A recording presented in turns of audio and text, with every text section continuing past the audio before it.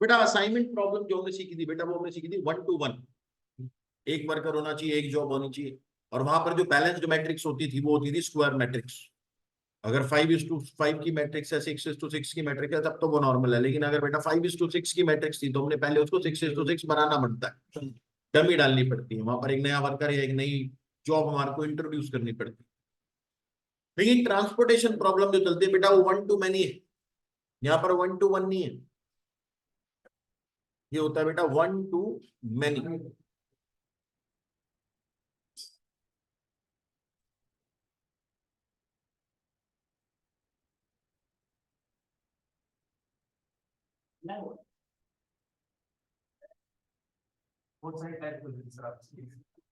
नहीं हमने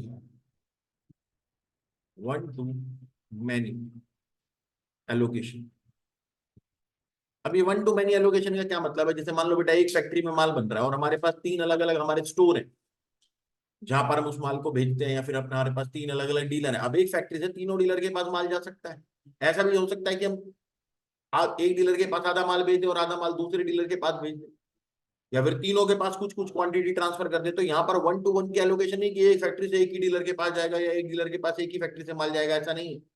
यहाँ पर 1 to many एलोकेशन की बात हो रही है, और हमारे हमें एलोकेशन ऐसी करनी है ताकि हमारी जो कॉस्ट है वो मिनिमम आए, और अगर हमारी जो मैट्रिक्स है वो मैक्सिमाइजेशन है तो फिर मैक्सिमाइजेशन को फिर से किस में कन्वर्ट करना पड़ेगा? पहले मिनिमाइजेशन में कन्वर्ट करना पड़ेगा। तो हमारे पास जो नॉर्मल क्वेश्चन होता है, तो जो बिल्कुल बेसिक प्रॉब्लम होगी ट्रांसपोर्टेशन के अंदर, वो क्या होगी? एक तो मैट्रिक्स बैलेंस्ड होनी चाहिए ऑलरेडी, ठीक है, लेकिन यहाँ पर बैलेंस्ड मैट्रिक्स का मतलब क्या है?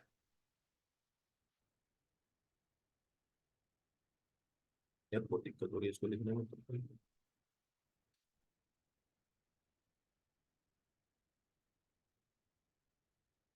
तो बेटा एक तो बैलेंस्ड मैट्रिक्स होनी चाहिए।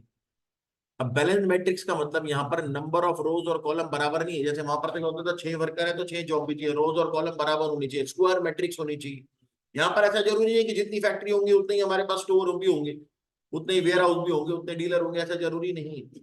लेकिन क्या चीज जरूरी है यहाँ पर? यहाँ पर जरूरी है बेटा डिमांड और सप्लाई का बराबर होना।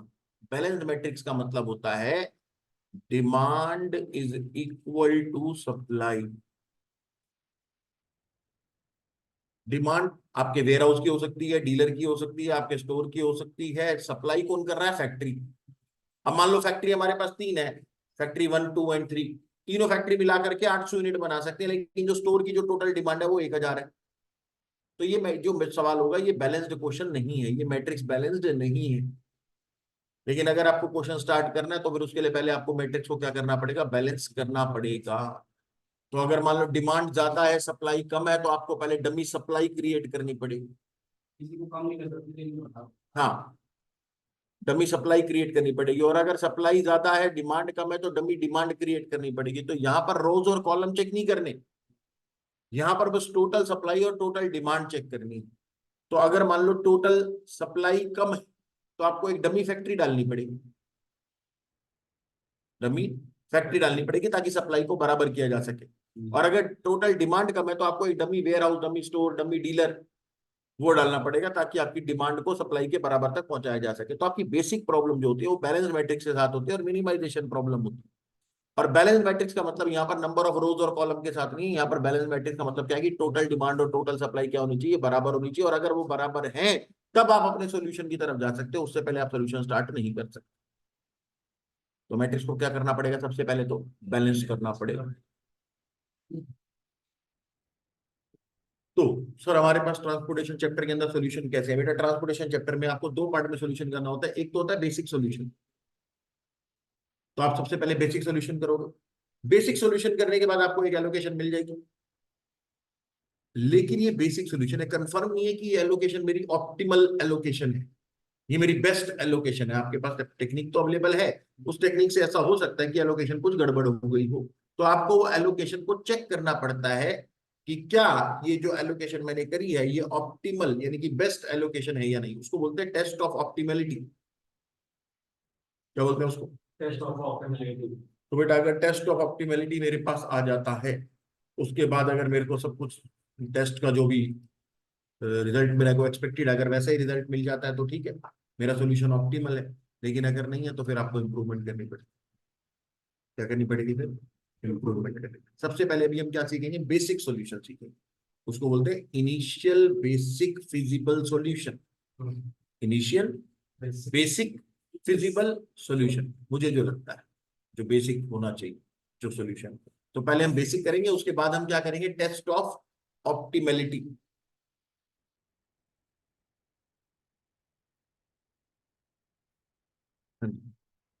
तो सबसे पहले हम बात कर रहे हैं बेटा इनिशियल बेसिक फिजिबल सॉल्यूशन।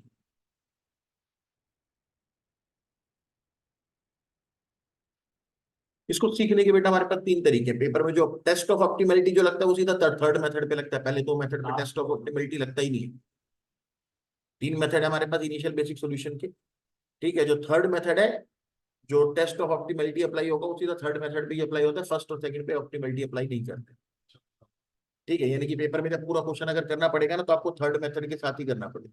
आप थर्ड मेथड अप्लाई करोगे, उसके बाद आप फिर टेस्ट ऑफ ऑप्टिमैलिटी परफॉर्म करोगे। ये तो बेसिक सोल्यूशन नाम लिखना है। मेथड हमारे पास क्या है बेसिक सोल्यूशन का बेटा? पहला मेथड हमारे पास बेसिक सोल्यूशन के लिए होता है, इसको हम बोलते हैं north west corner rule method. North west corner rule, या फिर नॉर्थ वेस्ट कॉर्नर मेथड, सीधा बोल लो।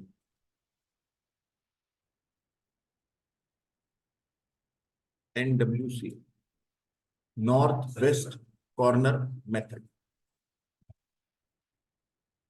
नॉर्थ वेस्ट कॉर्नर कौन सा होता है बेटा? Top left. ये नॉर्थ होती है, ये वेस्ट डायरेक्शन होती है, तो ये होता है नॉर्थ वेस्ट।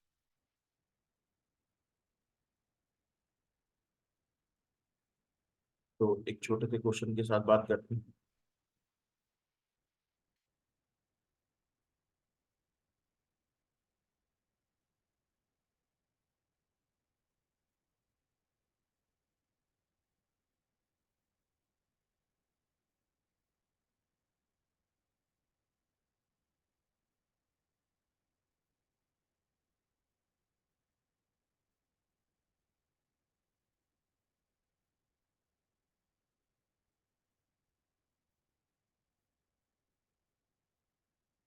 250, 220, 280,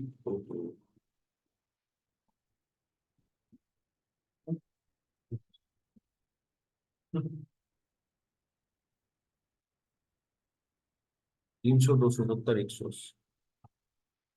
ठीक है, बता रहा हूँ। ये मेरा डिमांड और सप्लाई है।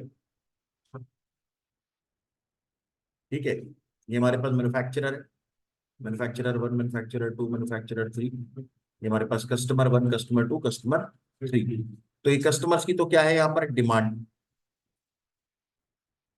और मैन्युफैक्चरर के पास क्या है? सप्लाई। तो आपको पहले तो ये चेक करना है सॉल्यूशन स्टार्ट करने से पहले कि मैन्युफैक्चर ये जो सप्लाई और डिमांड है बराबर हो, क्या ये बराबर है? दोनों चीजें बराबर होनी चाहिए बेटा, इन दोनों का जो टोटल है ये बराबर आना चाहिए, इधर भी इधर भी। टोटल डिमांड और टोटल सप्लाई बराबर। 300, 270 और 180 कितने हो गए?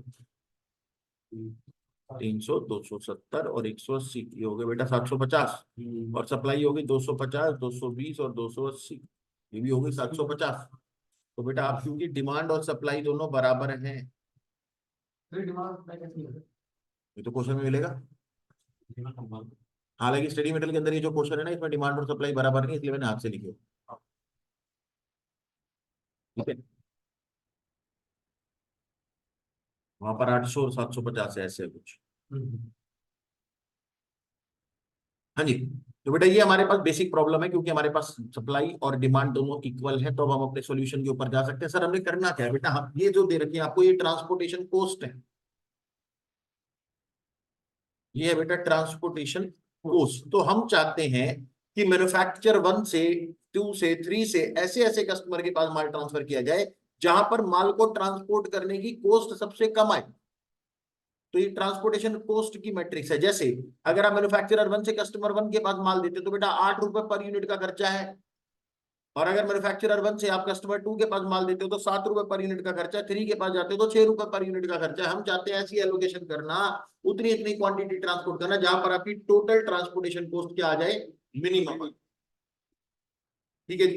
अब आपको बस क्वांटिटी एलोकेट करनी। जैसे मैन्युफैक्चरर 1 के पास जो सप्लाई अवेलेबल है वो कितनी है, 250, और कस्टमर 1 के पास जो डिमांड है वो कितनी है, 300। तो जितनी मेरे पास सप्लाई पॉसिबल है और कस्टमर की जो डिमांड है बेटा, उन दोनों में से जो चीज कम होगी वही तो सप्लाई कर पाऊंगा। मान लो मैं 300 दे सकता हूँ, सामने वाले को चाहिए ही 250, तो वो 300 थोड़ी ले लेगा, तो 250 लेगा। और अगर उसको 250 चाहिए लेकिन मैं 200 दे सकता हूँ तो भी मैं 200 ही दे पाऊंगा, दोनों में से जो भी कम होगा। अब सवाल ये कि हमको एलोकेशन कैसे करनी है। पहला मेथड का नाम क्या है, north west corner rule method. North west corner, north west, top left corner, ये बेटा आपकी मैट्रिक्स है यहाँ पर। टॉप लेफ्ट कॉर्नर, इस पूरी मैट्रिक्स के अंदर टॉप लेफ्ट कॉर्नर बेटा M1C1 है, ये वाला है। इस पे आप कितना माल सप्लाई कर सकते हो, ये सप्लाई कर दो सर, मैक्सिमम पॉसिबिलिटी। हर बारी सप्लाई के बाद या तो सप्लाई खत्म, हर बारी एलोकेशन के बाद या तो सप्लाई खत्म होगी या तो डिमांड खत्म होगी, कुछ ना कुछ तो खत्म होगा। जैसे मैन्युफैक्चरर 1 से कस्टमर 1 के पास बेटा आपने माल ट्रांसपोर्ट करना है। अब आप मुझे ये बताओ सर कितना माल ट्रांसपोर्ट कर सकते हैं। कस्टमर 1 को टोटल कितना चाहिए, देखो मैन्युफैक्चरर 1 के पास सप्लाई कितनी पॉसिबल है, तो कितना देगा वो, तो 250 ही ट्रांसपोर्ट होगा। ठीक है ना सब, कितना माल ट्रांसपोर्ट होगा, 250। तो मैन्युफैक्चरर 1 से कस्टमर 1 के पास 250 यूनिट ट्रांसपोर्ट हो जाएगी।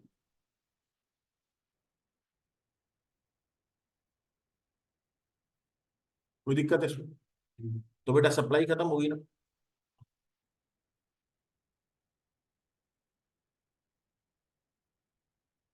आई बात समझ, सप्लाई हमारी खत्म।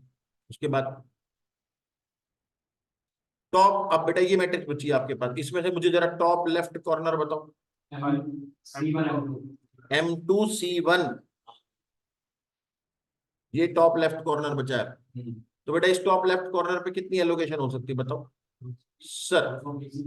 C1 को चाहिए कितनी, नहीं 250 तो वो ले चुका ऑलरेडी, 50 की डिमांड बची है, और M2 सप्लाई कितनी कर सकता है, 220, तो कितना दे लेगा C1, 50 ही लेगा भाई।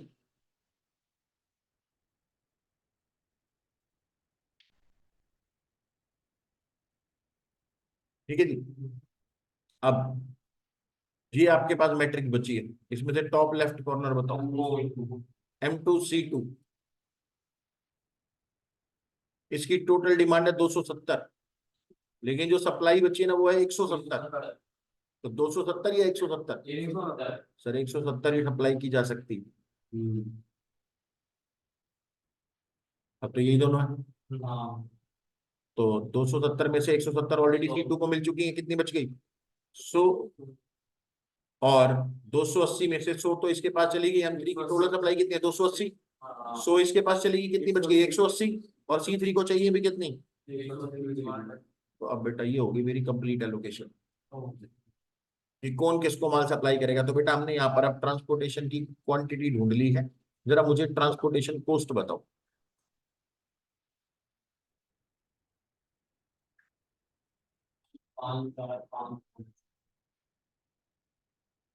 तो बेटा M1 से C1 कितना माल गया सर, 250 यूनिट, और ट्रांसपोर्टेशन कॉस्ट कितनी है, 8 रुपए। फिर M2 से C1 पे माल गया 50 यूनिट, और कॉस्ट कितनी है, 5 रुपए। M2 से C2 पर माल गया कितना, 170, कॉस्ट कितनी है, 4 रुपए। M3 से C2 पर माल गया 100 यूनिट, 5 रुपए की कॉस्ट, और M3 से C3 पर माल गया 180 यूनिट, और कॉस्ट है 5 रुपए। जरा बेटा मुझे total total total total total cost बता दो कितनी है, 330। तो बेटा ये हमारी ट्रांसपोर्टेशन कॉस्ट आई है एलोकेशन के बाद। जो एलोकेशन हमने कौन से मेथड से करी है? नॉर्थ वेस्ट कॉर्नर मेथड से।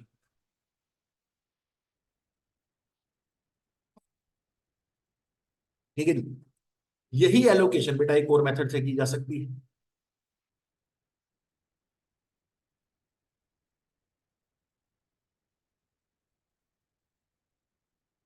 Least cost method. पूरी मैट्रिक्स में जो भी लीस्ट कॉस्ट है, यही तो टारगेट है मेरा, मिनिमम कॉस्ट पे एलोकेशन हो। तो पूरी मैट्रिक्स में से मिनिमम कॉस्ट वाले मेथड को, मिनिमम कॉस्ट वाले पॉइंट पे हम उसको एलोकेशन करेंगे, लीस्ट कॉस्ट मेथड।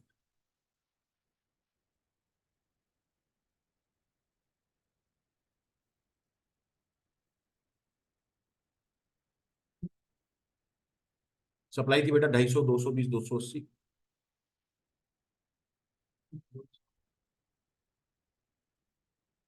डिमांड थी 300, 270, 180।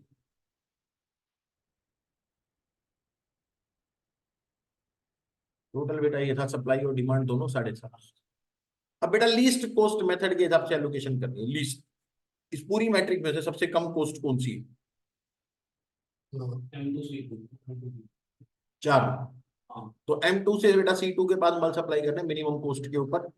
तो 270 की C2 की डिमांड है और 220 की सप्लाई पॉसिबल है M2 से। तो कितना माल ट्रांसपोर्ट होगा? तो 220। 270 चाहिए मेरे पास, आई नहीं देने के लिए, तो हम 220 ही दे पाएंगे।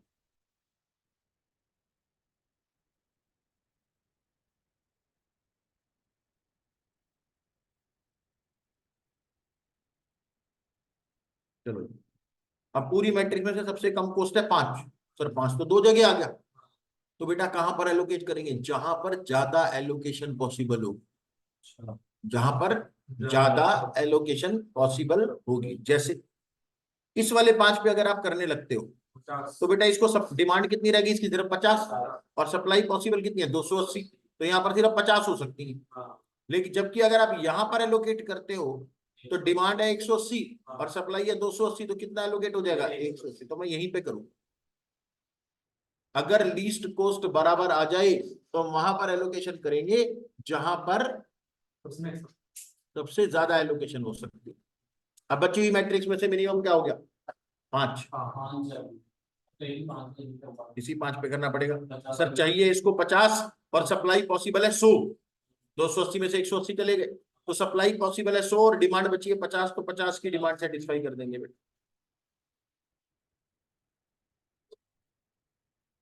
ठीक है। उसके बाद यही दो बचे, 7 पे एलोकेशन करेंगे पहले। 7 पे सर टोटल 280 की डिमांड थी, जिसमें से 100 सप्लाई पॉसिबल थी 280 की, जिसमें से 180 C3 को दे दिया, 50 C2 को दे दिया। कितना बचा? सिर्फ 50। तो वो हम किसको दे देंगे? C1। और C1 की टोटल डिमांड कितनी थी? 300। 300 में से जितना कितना मिल चुका उसको? 50 मिल चुका। कितना रह गया? 250। और वो कहां से मिलेगा? M1 से। तो M1 से उसको 250 मिल जाएगा।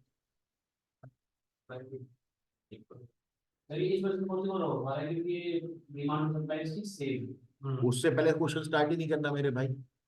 अगर डिमांड और सप्लाई बराबर नहीं है तो बैलेंस मैट्रिक्स ही नहीं है, पहले मैट्रिक्स को बैलेंस भी करना है। ठीक है जी। तो अब मेरे पास नई एलोकेशन आ गई, तो ट्रांसपोर्टेशन कॉस्ट कितनी पड़ेगी वो भी देख लेते हैं।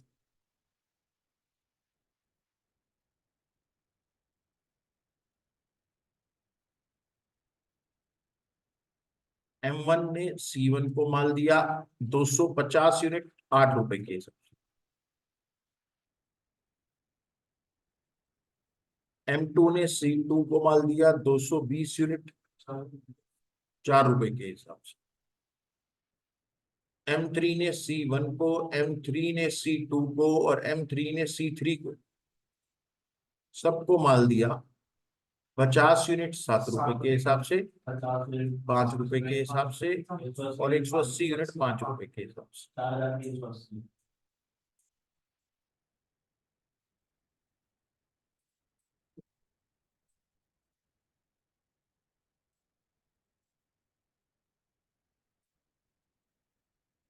तो ये हो गया बेटा second method, least cost method. तीसरा मेथड बेटा सबसे इंपॉर्टेंट, क्योंकि हर सवाल में आपको यही अप्लाई करना पड़ेगा। इसका नाम है बेटा वॉजल्स अप्रॉक्स मेथड।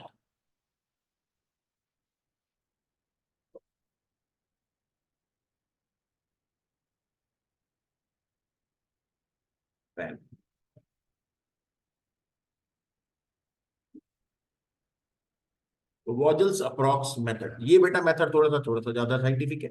ये पेनल्टी ढूंढता है कि अगर आपने सबसे सस्ती जगह पर ट्रांसपोर्ट नहीं किया तो क्या नुकसान होगा, जैसे हम असाइनमेंट में करते हैं कि अगर आपने उस जगह पर नहीं किया तो क्या नुकसान होगा। तो आपने यहाँ पर पेनल्टी ढूंढनी है, जहां पर पेनल्टी सबसे ज्यादा आएगी सबसे पहले पहले वहीं एलोकेट कर दो, ताकि गलत एलोकेशन पॉसिबल ही ना हो।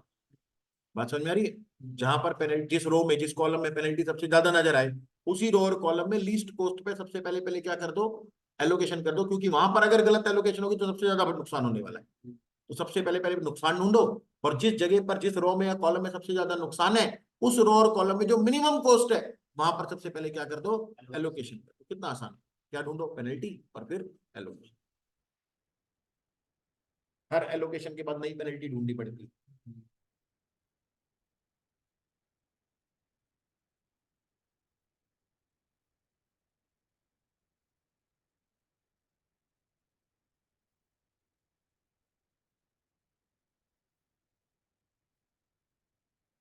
300, 270, 180।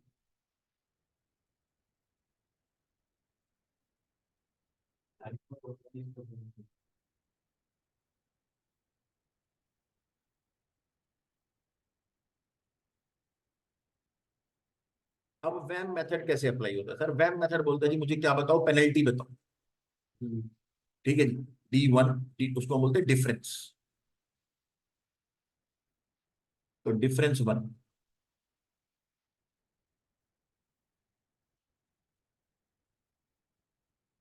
कैसे ढूंढेंगे सर? रो वाइज भी ढूंढना है और कॉलम वाइज भी ढूंढना है। जैसे मैन्युफैक्चरर वन से C1 के पास भी जा सकता है, C2 के पास भी जा सकता है, C3 के पास भी जा सकता है। तो C3 के पास जाएगा तो कितने रुपए लगेंगे? 6 रुपए, सबसे कम खर्चा है। इसकी जगह अगर कहीं और एलोकेशन हो गई सर, C1 पे भी हो सकती है, C2 पर भी हो सकती है, नुकसान होगा। C2 1 पे कितने का नुकसान होगा? C2 पे कितने का नुकसान होगा? कम से कम कितना नुकसान पॉसिबल है? तो कम से कम जो नुकसान पॉसिबल है ना, वो लिखना है बेटा। तो वो नुकसान सीधा सीधा कैसे आ जाएगा? पूरी रो में से जो लीस्ट टू वैल्यू है उन दोनों का डिफरेंस ले लो। पूरी रो में से जो लीस्ट टू वैल्यू है उन दोनों का डिफरेंस। पूरी रो में जो लीस्ट टू वैल्यू है उन दोनों का डिफरेंस। ये हो गया डिफरेंस। ऐसे यहाँ पर पूरे कॉलम में जो लीस्ट टू वैल्यूज है उनका डिफरेंस। तो ये होगी पेनल्टी गलत एलोकेशन की, जहां पर डिफरेंस सबसे ज्यादा होगा। कहां पर सबसे ज्यादा था? यहाँ पर। तो सर यहाँ पर क्योंकि डिफरेंस सबसे ज्यादा है, तो हम इसी कॉलम पे सबसे पहले एलोकेशन करेंगे। कहां पर करेंगे sir? Minimum cost, least cost, इस पे 5। अब बस सवाल ये कि कितनी एलोकेशन कर सकते हो सर? इसको चाहिए तो सप्लाई कितनी पॉसिबल है? 220। डिमांड कितनी पॉसिबल है? 300। तो आप सिर्फ 220 दे सकते हैं। ठीक है जी। फिर से डिफरेंस निकालना पड़ेगा। अब सेकंड डिफरेंस है D2। ये आएगा 1। 7 और 6 का डिफरेंस इधर निकालना ही नहीं है, ये आएगा 0। यहाँ पर आएगा बेटा 1, यहाँ पर आएगा 2, और यहाँ पर आएगा 1। तो अब हाईएस्ट डिफरेंस कहाँ पर है? यहाँ पर। तो इस वाले कॉलम में जो लीस्ट कॉस्ट है 7 और 5, 4 को तो देखना ही नहीं है अब। 7 और 5 में से क्या है? 5। तो 5 पे बेटा हम एलोकेशन करेंगे। कितनी करोगे वो बताओ सर? सप्लाई पॉसिबल है 280, डिमांड है सिर्फ 270। 270 हमने यहाँ पर दे दिया बेटा, इसकी सब डिमांड पूरी हो। तो जहां पर आपका कैंसिल होगा ना, वहां तक रो लेके जाएंगे। पता चल जाएगा इससे बाद में कि हमने कहाँ पर एलोकेशन करी। तो यहाँ पर D2 पे यहाँ पे एलोकेशन। फिर से डिफरेंस निकालेंगे बेटा। 6 और 8 का डिफरेंस 2, इसका डिफरेंस निकालना नहीं है। 5 और 7 का डिफरेंस 2। फिर ये जो M2C1 था उसमें ऐसे जो M2C2 में ऐसे लाइन बेटा जो चीज खत्म होगी लाइन वही तो काटूंगा। सप्लाई 280 थी, डिमांड 270 थी, क्या चीज खत्म हुई? 270 की डिमांड खत्म होगी ना। ऊपर भी ऐसी ही लाइनें डाली है बेटा, बहुत देर बाद पूछा फिर तूने ये सवाल। जो चीज खत्म हो गई, डिमांड खत्म हो गई तो डिमांड कैंसिल, सप्लाई खत्म हो गई तो सप्लाई कैंसिल। अब D3, 7 और 8 का डिफरेंस 1, यहाँ पे डिफरेंस निकालना नहीं है, 5 और 6 का डिफरेंस 1, हाईएस्ट 2 2। सर क्या करें, जब हाईएस्ट पेनल्टी बेटा दोनों में बराबर आ जाए तो पहले आप देखोगे दोनों में से मिनिमम कॉस्ट कहाँ आ रही है। सर इस वाले 2 पे देखते हैं तो 6 और 8 की कॉस्ट है, इस वाले 2 पे देखते हैं 5 और 7 की कॉस्ट है, तो 5 सबसे कम आ रहा है ना, तो बेटा इसको लेना है। ठीक है जी, जहां पर कॉस्ट फिर कम आती है, और अगर मान लो कॉस्ट भी बराबर आ जाए तो फिर जहां पर हाईएस्ट एलोकेशन होती है, ज्यादा क्वांटिटी एलोकेट होती है, पहले क्या देखनी, हाईएस्ट पेनल्टी। हाईएस्ट पेनल्टी बराबर आ गई तो क्या देखो, जहां पर लीस्ट कॉस्ट नजर आ जाए दोनों पेनल्टी वाले जगह पर, कॉस्ट भी बराबर आ गई तो फिर क्या देखो, जहां पर हाईएस्ट एलोकेशन पॉसिबल है। तो फिलहाल तो हमारे पास लीस्ट कॉस्ट है 6 और 8, यहाँ पे 6 की लीस्ट कॉस्ट है बेटा इस वाली रो में, और इस वाली रो में कौन सी लीस्ट कॉस्ट है 5। तो हमारा पर्पस ही अल्टीमेटली लीस्ट कॉस्ट पे पहुंचने का है, हमको मिनिमम ट्रांसपोर्टेशन कॉस्ट करनी, तो हम लीस्ट कॉस्ट पे ही एलोकेशन करेंगे ऑब्वियसली। सर सप्लाई 280 थी लेकिन उसमें 270 तो C2 को दे दी, कितनी बची है सिर्फ, तो अब ये सप्लाई खत्म हो गई।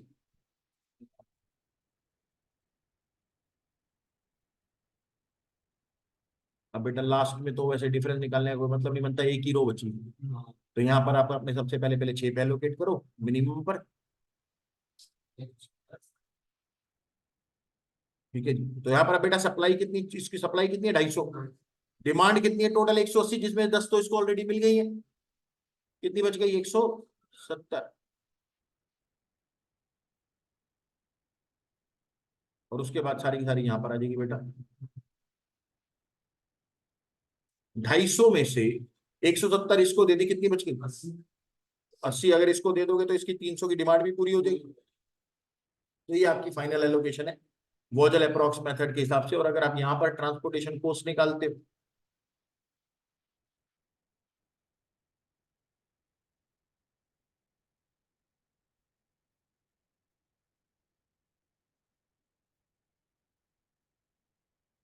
तो बेटा transportation cost M1 to C1 80 unit transport करी 8 रुपए पे,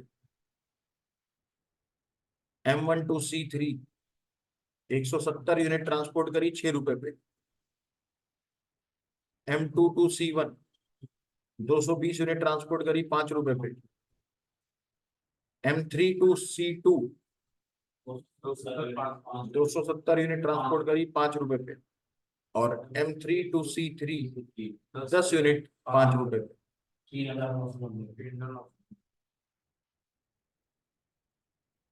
990 990।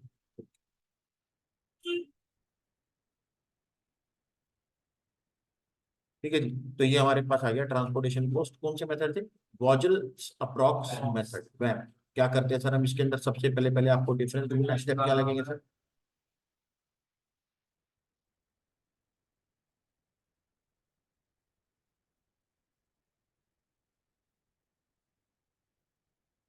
Compute differences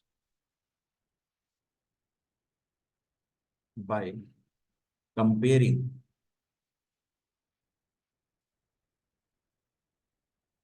least two costs of every row and column। ठीक है जी, फिर उसके बाद allocate highest possible quantity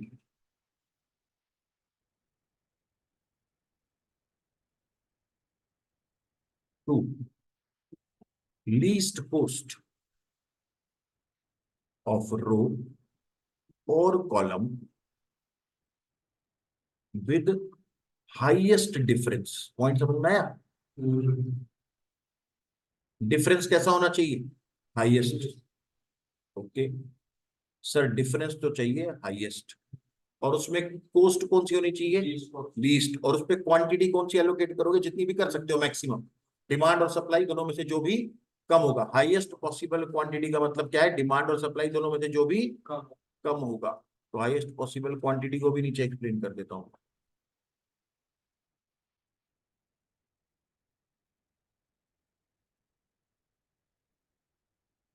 demand और supply which ever is lower.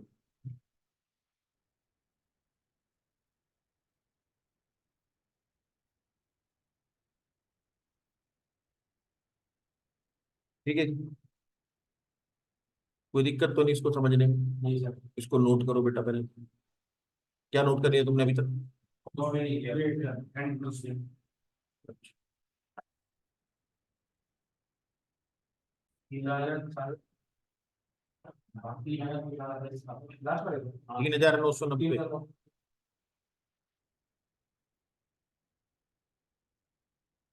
हाँ जी बेटा, जरा इसको देखो बेटा, ये आपका एक्चुअल क्वेश्चन जो भी हमने करा है। अब इसमें जो एक्चुअल में सप्लाई है बेटा वो 850 है, और जो डिमांड है वो 750 है। तो इसका मतलब ये बैलेंस्ड मैट्रिक्स नहीं है, आपको इसको बैलेंस बनाना पड़ेगा। और बैलेंस बनाने के लिए आपको क्या करना पड़ेगा सर? सर हमें इसमें एक डमी डिमांड और क्रिएट करनी पड़ेगी, क्योंकि डिमांड का टोटल है 750, है कि नहीं, और सप्लाई का टोटल कितना आ रहा है 850। तो इसका मतलब कस्टमर 1, 2 और 3 की जो टोटल डिमांड है वो 750 आ रही है। मुझे एक कस्टमर 4 यानी कि डमी कस्टमर और क्रिएट करना पड़ेगा, और आपकी जो नई मैट्रिक्स बनेगी बेटा वो ऐसे बनेगी।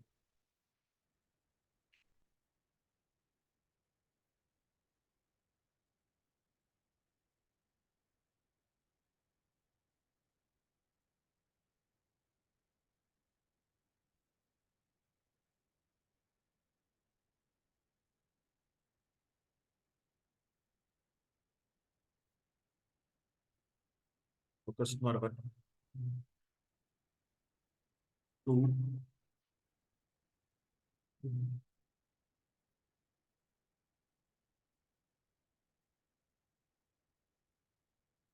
2, 3 और 4, 4 कस्टमर। तो कस्टमर 1 है, कस्टमर 2, कस्टमर 3 और डब्ल्यू, और मैन्युफैक्चरर 1, मैन्युफैक्चरर 2, मैन्युफैक्चरर 3। तो ये होगी बेटा इनके पास यहाँ पर डिमांड 300, 260, 180, टोटल आ रहा है 750। मुझे बनाना है 850, तो डमी डिमांड कितनी बनानी पड़ेगी? 100। और जो सप्लाई है वो है जी 250, 320 और 280। टोटल कितना हो गया जी? 750। कोस्ट हमारे पास है 300 260 और 180 800।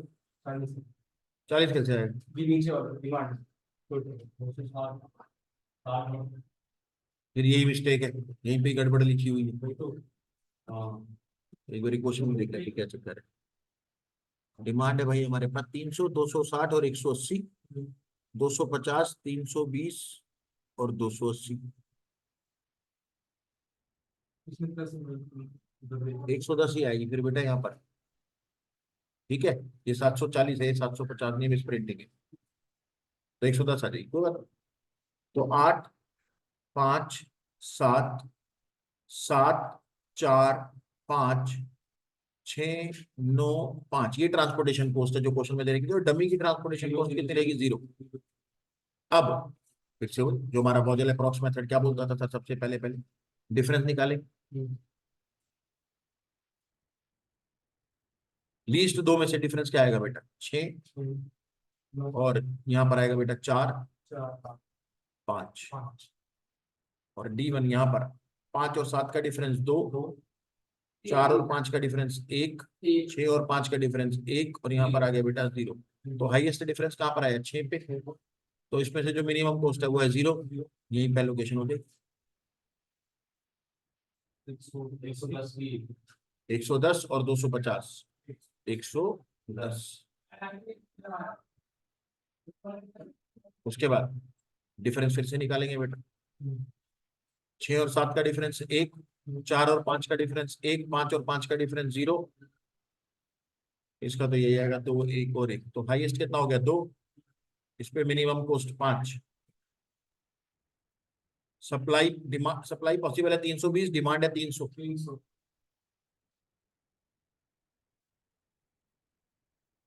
डिफरेंस 3, 6 और 7 का डिफरेंस 1, 4 और 9 का डिफरेंस 5, 5 और 5 का डिफरेंस 0, डिफरेंस 3, 4 और 5 का डिफरेंस 1, 5 और 6 का डिफरेंस 1, कोई डिफरेंस नहीं। चलो जी, हाईएस्ट डिफरेंस 5, लीस्ट कॉस्ट 4, 260 की डिमांड है बेटा और 20 की सप्लाई है सिर्फ। 20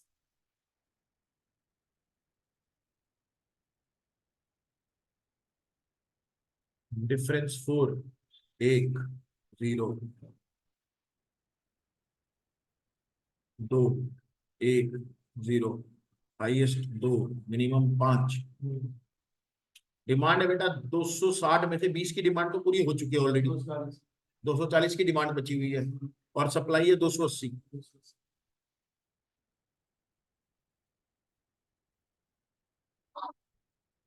और इन दोनों में से अब बेटा जो बचा, पहले इस पे एलोकेशन कर लो 5 पे। 180 की डिमांड है और 40 की सप्लाई है सिर्फ, और 250 की सप्लाई है और 250 में से 110 तो चली गई डम्मी को, 140 बच गए, तो 140 और 40 मिला के कितने हो जाएंगे, 180। तो अब हम यहाँ पर एक नई कॉस्ट ढूंढ सकते हो, ठीक है। जो 110 पे जो हमें आएगा मुझे, वो 110 का क्या होगा? उस पर कोई ट्रांसपोर्टेशन नहीं जाएगी, वहां पर कोई माल सप्लाई नहीं होगा, सप्लाई भी नहीं होगा, नहीं होगा। इसका मतलब M1 सिर्फ 140 यूनिट सप्लाई करेगा, C3 हाँ 110 करेगा ही। नहीं करेगा।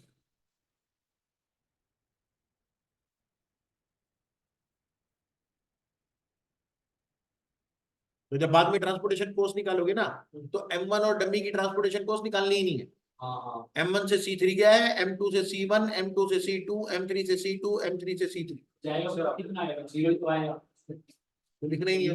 तो लिखेंगे। तो अगर मैट्रिक्स बैलेंस्ड ना हो तो फिर पहले बेटा आपको उसको बैलेंस करना पड़ेगा डमी डाल।